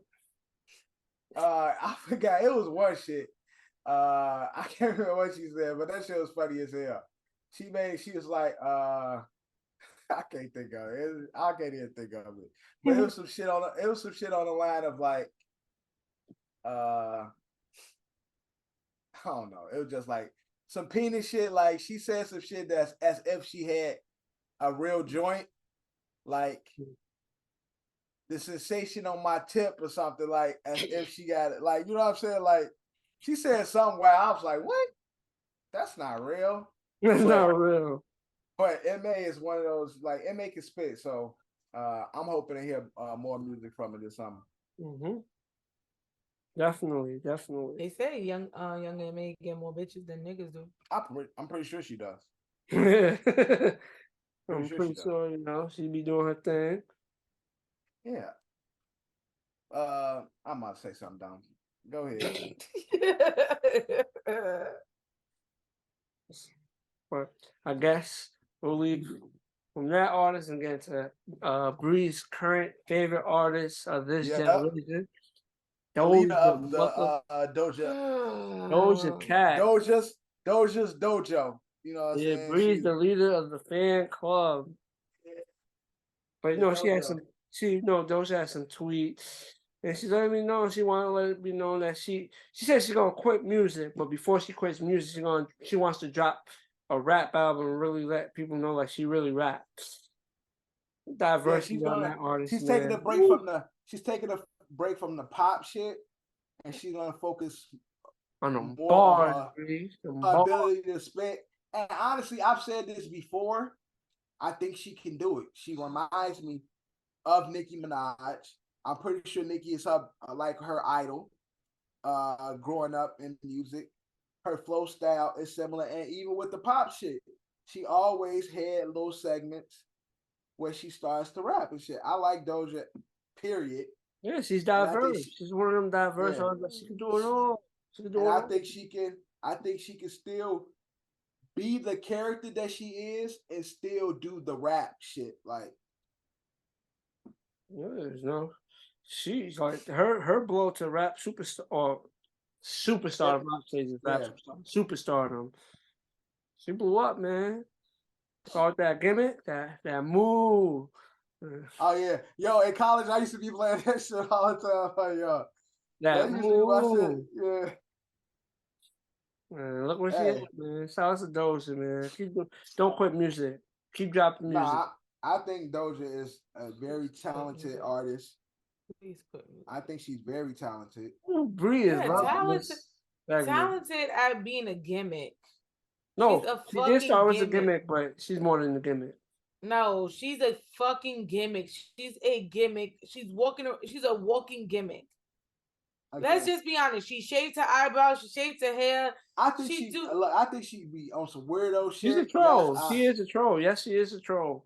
She be trolling. Yes. Trolls will override the music. Unfortunately, for her, it doesn't because her talent allows her. Y'all be just calling everybody talented. No, she is though. She definitely that talent word is just so like given out. It loses its value. I'm not talking about nobody, but not that many people in the moment. Doja's really more talented than a lot of people. She is though. I think so. I think that's what it is. She can give you pop, she can give you R&B, and she can rap. Like she can yes, I agree with you. She can do it all. The biggest I don't think she's giving us R&B. She's probably giving y'all rap, and I guess it's cool, but I don't think she's giving us R&B. I think y'all be pushing it and putting her in these boxes that she she has not been in. I think she showcased her ability to do all of those things and excel in. Yeah, it's not R&B, it's not the deep dive R&B, but again, it's the R&B with the pop feel, it's the rap with the R&B pop alternative. It's like even though But I know again, she alternative hasn't is a given style, us but I'm that just deep saying. R&B that most R&B artists have given us. So for you to give her that title to me is crazy. No, it's What her title? ability to do it. She She showed could the do ability R&B. to No one's do saying it. she's the best R&B artist, but she could do R&B. Yep, she's very talented. She's a talented. So she's not talented if she can't be the best at R&B. If she can't be the best at this. But she's That's not true. That's not true. A sushi She can still chef be talented. is a specialist in one thing, and that's what makes him great. To Yeah, know to have things a little of everything doesn't make you great. It just makes you knowledgeable. You know what I'm saying? It I doesn't understand what make you're you saying, great. but you don't have to be the best. And there's someone that in life, there's always going to be someone that's just better than you.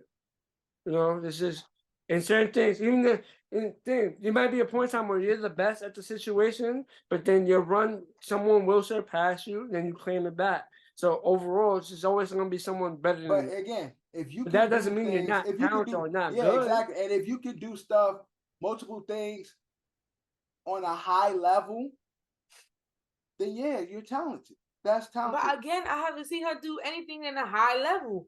Everything she's done is just the hate be real. Doja it's just mediocre. Doja got it. If Mama, can I don't keep do that, that. Mama? No, I'm talking though. Again, if you shaving your eyebrows, doing this, if that's what's being talked about more than your music, come on, you're not talented. Yo, let's just be whenever real. Doja drops some shit, it goes up. Yeah, she be doing all the weirdo shit. But the weirdo shit gets talked about more than her music. Not when she's dropping music though. Because when she's dropping music, we'll see when she drops the shit. We'll revisit this conversation.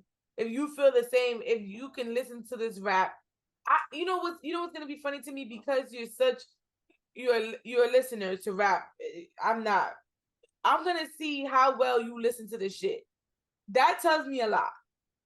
Yeah, I'll give an honest opinion. If she do some rap shit, Johnny, you too, but you be talking shit low key.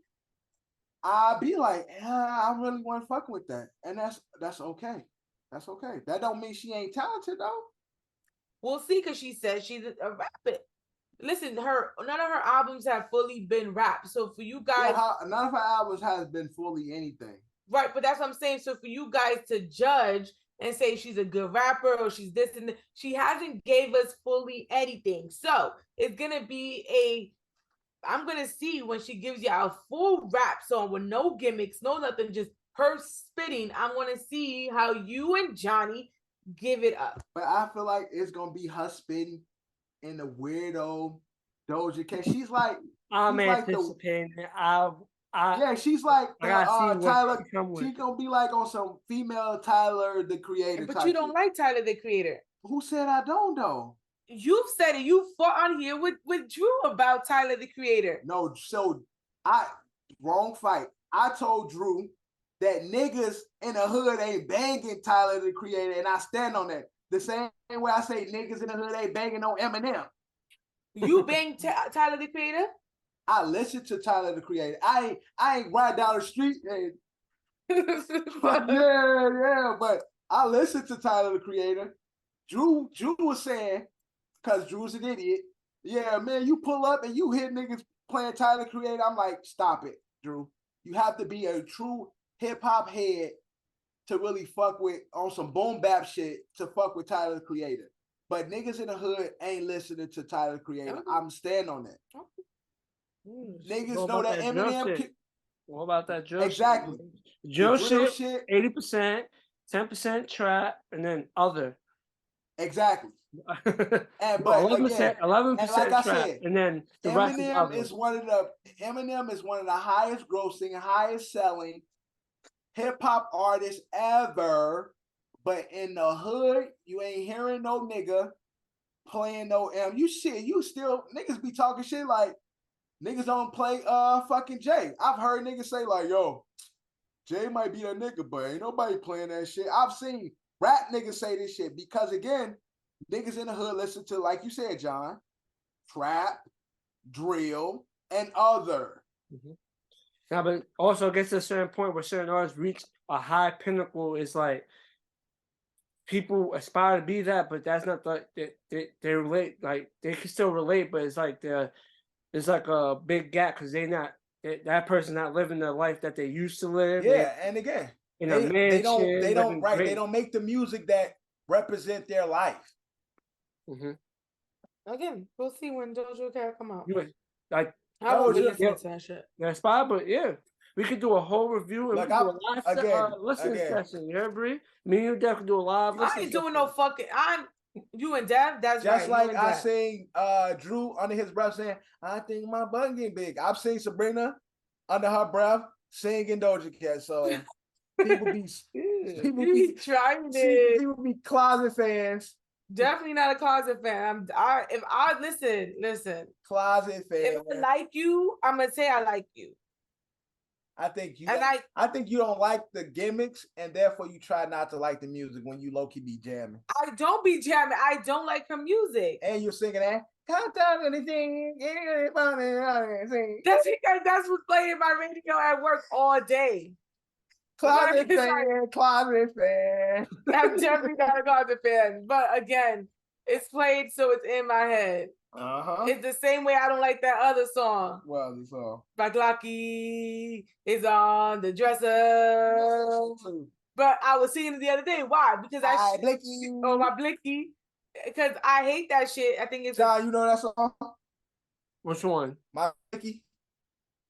How it goes? Stick, and let it hit. My Blicky is on the dresser. I don't know. My Blicky is in the trunk. I'm not gonna lie. I'm at the point I barely listen to the radio, so someone has to throw something on YouTube. Or every now and then when I go out, I'll hear something. So sometimes that shit is the dumbest fucking song. I don't be knowing the names of certain songs, so I'll just be hearing it. I'm like, okay, and then they play a thing and it gets stuck in your head. Like, what song was that? I don't even know. That song is the fucking worst song, but they were playing it at the job. Everywhere. They were playing it at my job. Ain't no that and I'm like, ain't this unprofessional? And that shit stood in my head.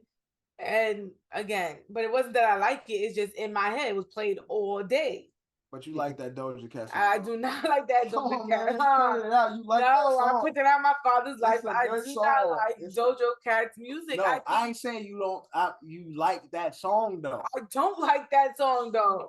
She feel bad. But why is it so hard for people to believe that if I don't like Doja Cat? I didn't like her when you was listening to that Move song. I don't like her now. I think that shit was stupid. I think all her music is just, it's just like for kids, and it's not for kids, but it is for kids. But it's not me. But again, I don't listen to that type of music anyway. I don't like City Girls. I don't like who else? I don't like Glorilla. Like I think they're all like it's just they're all the same people. Not the same people. The fuck? Well, not Doja and Glow. Not even City Girls and Glow. City Girls and Doja are the same fucking people, man. The fuck? That's two different Sweetie and Doja Cat the same person. All they got music. Hey, that was your song too. Didn't you like that? That's my best friend. Oh yeah. You like that song? You wanted us to do a TikTok to that shit. That's my best friend. I hated that shit. No, you was just watching the video for that. Yeah, that video's all the other day. You know what's crazy? They put that shit in one of these games, and that shit used to come on all the time. I don't remember what game I was playing. That shit used to come on. That shit was fucking stupid. Whenever I used to hear at the job, I used to lower that shit down. That shit was irritating. I don't listen. I'm not looking for Doja Cat. Don't start singing that shit. But we'll leave Doja and Breeze fandom alone. Let's get a viral clip that went like, yo, what the is wrong with these people? Like, disgusting. I don't get too disrespectful because that's a religious / holy figure. That ain't religious. Priests rape little boys every day. Let's not act like this shit ain't. No. I understand what you just said. I'm just saying. He's a religious leader. Yes, I ain't trying to think. What he did was wrong, but I'm not trying to offend nobody's. We're not talking about their religious. He said it was a joke. He said what he did was a joke, so it had nothing to do religious wise. So we are not talking. We are not talking about the religion. No, we are talking about the actions of one person. Yeah, we are not talking about religious. His position, it will get tied in, and people will defend that person. But see, it's hard to defend what he did. So what he did was you can't really defend it. You can't defend it, but I'm pretty sure someone will. But you can't. So here's the thing. I agree. He asked the little boy. Did you watch the whole video, John? Because I know Devin didn't. He said he didn't want to watch. I seen the picture and I just read that. I wasn't trying to watch that, man. I was trying to see that. Okay, so we was at work watching it, right? So me and my other 2 coworkers, and we thought, okay, we didn't read the thing first because when it first dropped, it didn't have like the title of little boy sucking his tongue. So we was like, okay, what is this? So we see him give him a kiss, and then okay, cool. And then in some religions, they do ask for a kiss in the mouth. So we saw him go for the kiss for the mouth, even though that's kind of creepy to me, but okay. And then in the video, you see him say like this, and we was like, what? And then we just saw the little boy come in and literally suck his tongue for a few minutes. And what's wrong with people, bro? And when he was asked about it, or the people around him was asked about it, they said it was a joke. He was just joking with the kid. It was supposed to be a joke. It wasn't nothing religious or nothing serious. It was a joke. How do you joke like that? Like how do you joke? And that, like, how is that a joke when there's an action being done? Wow. People is wild. Makes no sense. He's saying it's a joke. They saying it was a joke because the kid is asking to give him another kiss, and he was like, "No more kisses, suck my tongue." Ha ha ha. Nah. So basically, he's saying the kid did that on his own fruition, and he basically saying the kid was a freak. He was like, "Yo, yeah." Oh, the kid asked for a kiss, and he's like, "Ha, suck my tongue." And the kid went and did what the Dali Lama said to do, and he's like, "Oh shit, why you did that? I didn't mean that." So basically, that's what he mean. That's how. Like, oh, I was just playing. Like, right. Hey, kid. Oh, I was just joking.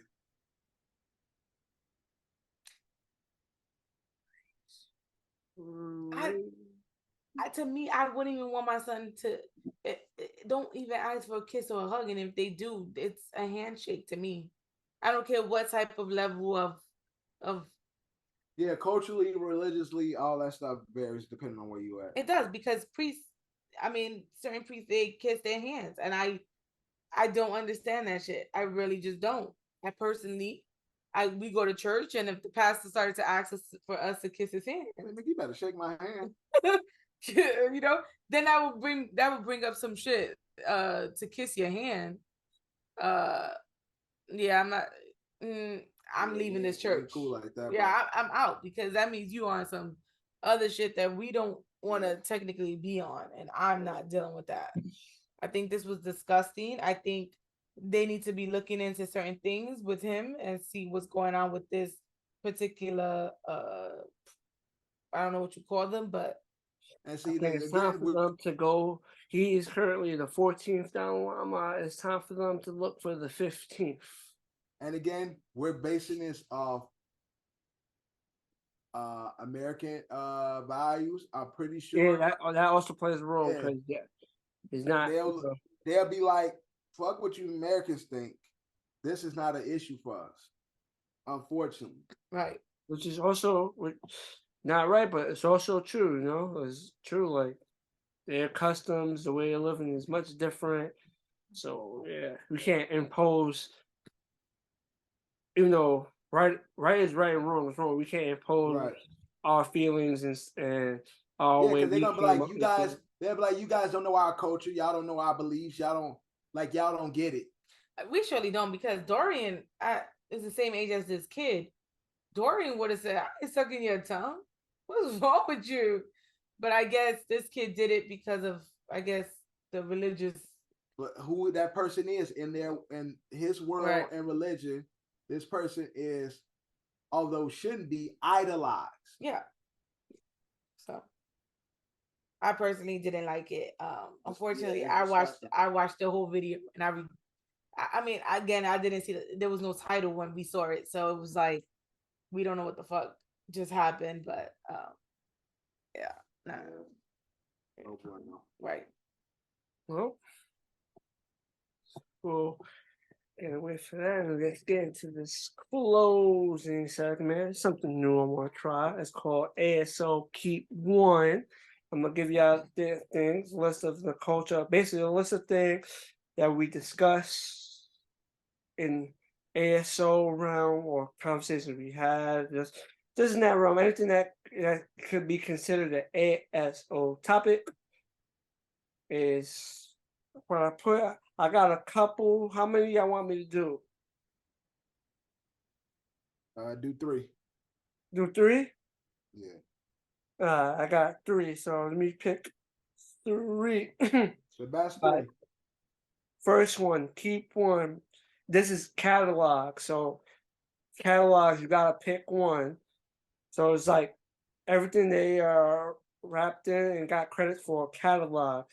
Right. Keep 1, the other 2 gotta go. Dre, Diddy, Jermaine Dupri. Say it again. Dre, Diddy, Jermaine Dupri. You go. Yes, you keep 1 catalog, the other 2 catalogs gotta go. Keeping Dupri. That's keeping Dupri and letting Dre and Diddy go. Yep. Oh, I love Diddy. I love Mary J. Blige. Yeah. Keep 1 with the other 1 go. Really right.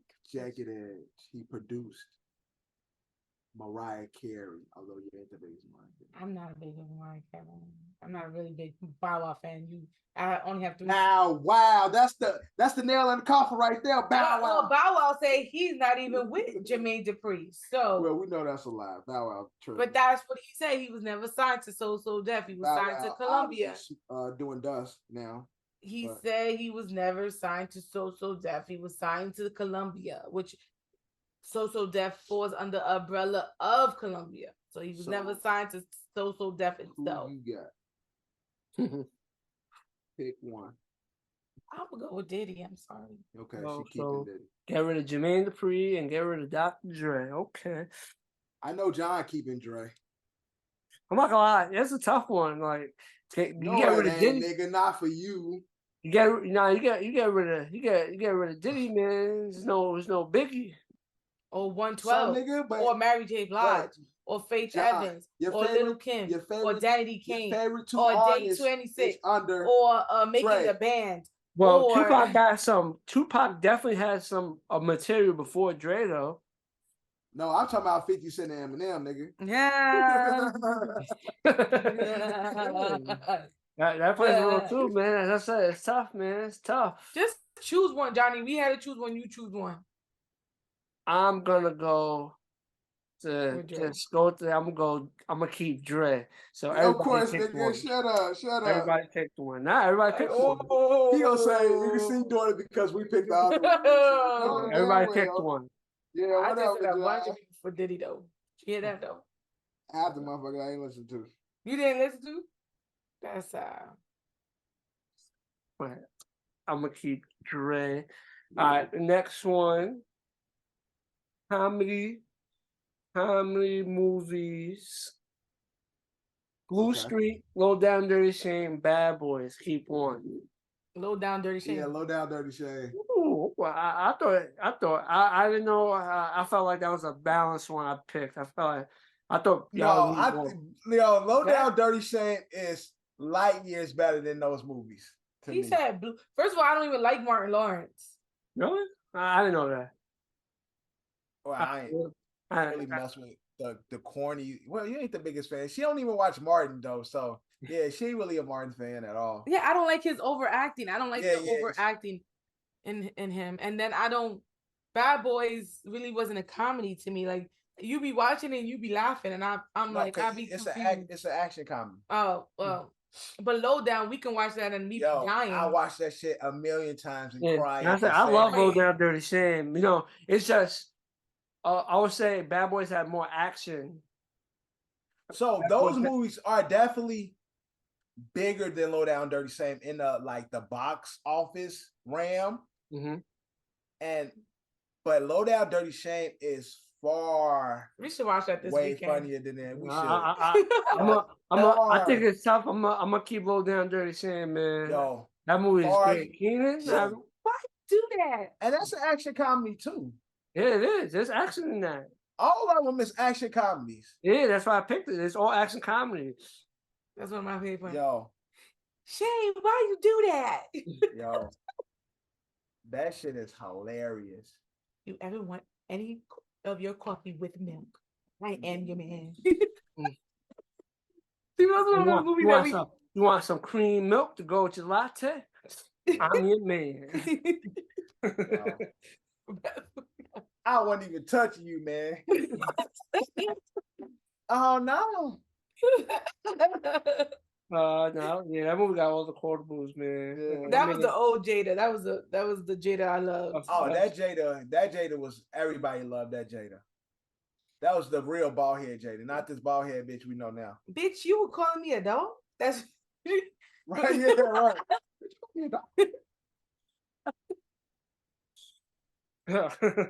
Yeah, so yeah, that's a great. Yeah. Hold up, man. I'm just a little girl. That shit. We watching that this week. That shit funny as fuck. That's a great movie, man. The only thing is we can't watch that when Dorian's awake, but that's one thing. Oh, and then when the mailman tried to holler at Jada, he's like, "Yo, she's crazy about you, man. Yeah, crazy about you, man." He's like, 14 karat. Yeah, that's a great one. That's a great movie. All right, let me see out of this list which one will give a more competitive one. I mean, we all went different directions with the first one. Yeah, I feel like the first one was the toughest one. I thought that one was gonna be a little tougher than thing, but nah, Low Down it has that cult support. I think this is one. I'm gonna give you another movie that I have written down. I almost at the wrong list. Paid in Full, New Jack, Belly, Keep One. Well, Belly I never watched, so it's either between New Jack or Paid in. I love Paid. How many times have I watched? I love Paid in Full, but I love New Jack. I love New Jack and My Brother's Keep. I love New Jack. I'm going with Paid in Full because I feel like Paid in Full is my generation's New Jack. Like when New Jack dropped, because what New Jack came out, I was 1 year old when New Jack came out. Yeah, that's what I'm saying. I didn't watch it. We were shorties when New Jack happened, but Rockefeller, like, you know, being one of the biggest Rockefeller fans, when that dropped, I felt Paid in Full. Shit, Paid in Full. I'm not gonna lie, Paid in Full. The movie is influential on just New York culture in general, like how dress. Like, I feel like New Jack was a better storyline than Paid in Full. I mean, it was definitely written better, like, because I think it was more of a a Hollywood realistic movie. Fiction versus Paid in Full based off real people. Yeah, it was real people, and again, it's a hood movie that got some corporate dollars. Paid in Full, but Paid in Full is. Don't get me wrong, I love Paid in Full, but New Jack was a better storyline to me. I love both movies. I love all three movies, but Belly, I never watched Belly, so Belly definitely is not on the same level as those movies. You know what I thought he was gonna say? Nas is so horrible in that movie. What movie you thought I was gonna say with that list? I thought he was gonna say that. I didn't think 30 was gonna be Belly. I thought it was gonna be Juice. Because if he would have said Juice, that would have been. That's a tough. I would have said. And I'll go with Juice because I would probably went with Juice as well. You know what's crazy? I put Juice in another list, but maybe I should have put Juice with that. All right, go. Let's go through that list. Where you got Juice at then? I did for that one, or where's it at? I put Fresh, Juice, Boys in the Hood. My wife, you know what Fresh is? Remind me. Fresh is when his sister was the drug addict. She was fucking with the 2 drug dealers, and he was setting the 2 drug dealers. Yep. Okay. I remember you watching that. That's why. Yeah, Fresh it's a good movie. Fresh was a good movie. But I love Boys in the Hood, and Boys in the Hood was such a more influent. Yeah. But I still have to go with Juice. I just like Juice. Yeah, man. But Boys in the Hood was more, how you say, influence. You heard my man Cuban Gooding Jr. was a shadow boxing, man. It was like Boys in the Hood is definitely more deep.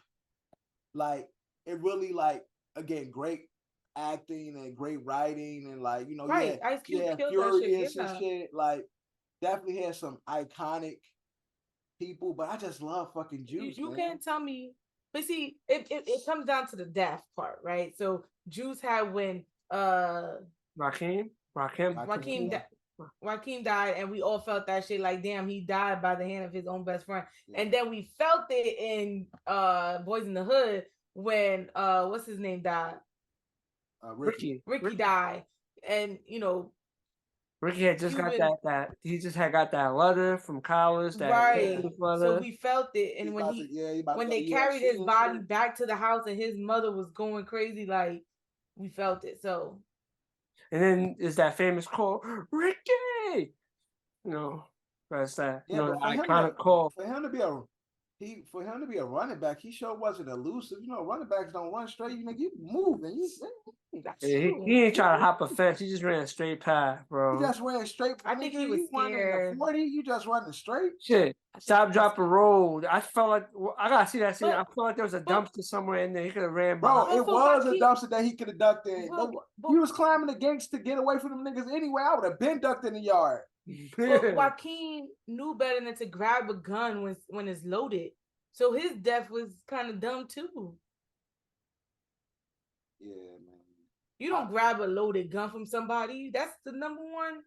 I fuck with Juice though. I love Juice. There's some good things from Juice too. Juice is one of those movies that I watch over a lot of movies. Like if I got to pick between a movie and Juice, what's your favorite? Devin's favorite line. I was doing the Coochie, my friend. Good movie. I choose Juice. And the other one I choose New Jack. Well, Devin chose Paid in Full. Keep New Jack, get rid of the other two, and this one you keep Juice. Yeah, because I feel like New Jack was a. Let me hear one more of those lists. I mean, this list is really actually good. Let me do one more, and then we gotta go. One more. What the fuck is this? Why is it on the TV? All right.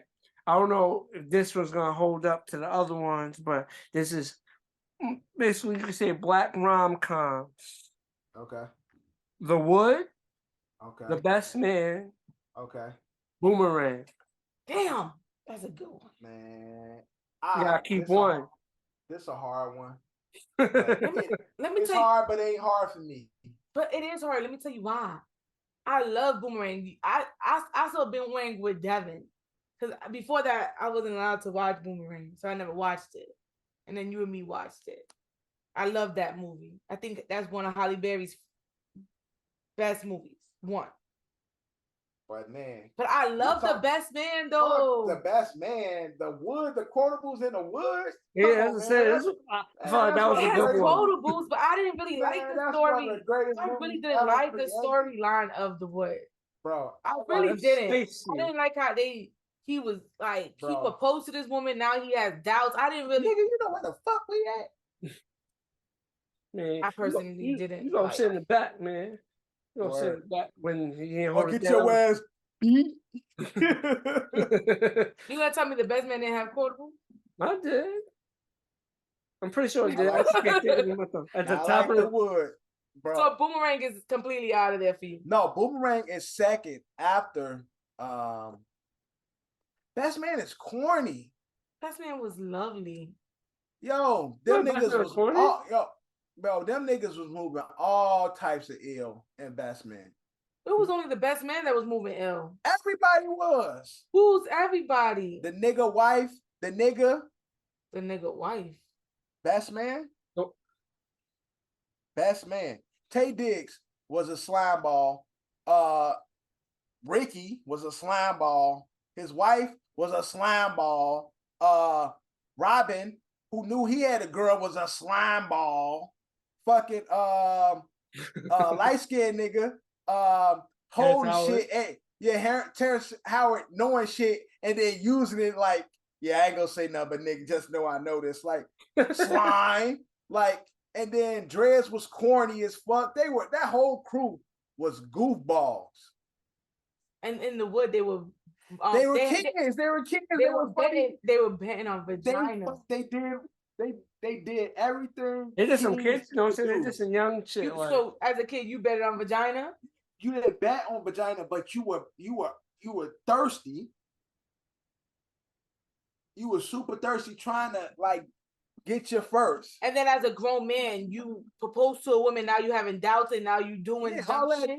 and that ain't really nothing. Although it's super funny. I think that's just But- a natural. I think that's just a natural thing, man. Because it's commitment. Was it? Is it Johnny? I So think was it's it? So commitment. Devin had that kind of doubt. I can't say that. I don't know. Oh, God's okay. So mind. I said, it's not a I'm just natural saying- shit then. I And just it not is a natural in the thing. sense of what he was doing, but people contemplate and have those You moments gotta where understand when you get afraid before married marriage. is till death do us apart. So that part alone, people really think like, damn. Again, I'm gonna go with Boomerang before I go with either one of those. Reese keep Like I Boomerang. said, like Juice, that's a hard. If Juice in the Wood is on, I don't know what I'm gonna do with myself. I don't know what I'm gonna do with myself. Hopefully it's on a channel that has commercials, because then you can flip. Oh, if it have commercials, then I ain't watching none of them. But if it's just on regular, like HBO or somewhere like where I can watch it fully, We watching Juice. and it's doing all the cursing, I don't know about that. We watching Juice. I don't know about that. Well, if I'm out here, we watching Juice, Bro. because I'd rather watch The Juice over. Wood, I know that I can recite the whole damn movie. You can't, and that's Bro. mostly the reason why we gonna watch Juice. I He fucking can love recite that Juice movie. too. I recite Jesus too, but like not like The Wood. I don't enjoy reciting any movie more than The Wood. This nigga has recited that whole movie. I'd rather watch Juice only because, again, I like Juice better than I like The Wood. That's just it. Johnny, this game is all great this game movies. is not good. It is. It's to make it tough. It's like it's not. I don't want to make it easy. Like, oh, just obviously I'm gonna keep this one. I wanted to make it a little Yeah. competitive. Like, damn, if I pick this one, these other two gotta go. But shit, Right. this is the one I'm gonna ride with. This is the one I'm gonna go with. So I'm standing on this. Juice in the Wood is definitely two movies I and Low Down Dirty Shame. Yeah. Those movies I love, man. And my like top of the top. Those movies Those are are all great movies, man. All great movies. But that's ASO Keep 1. With that being said, it's a Rapping's brand new episode of another City Pin podcast. Your boy John, my co-host Bree, and my guy Dev in the back, and we are out.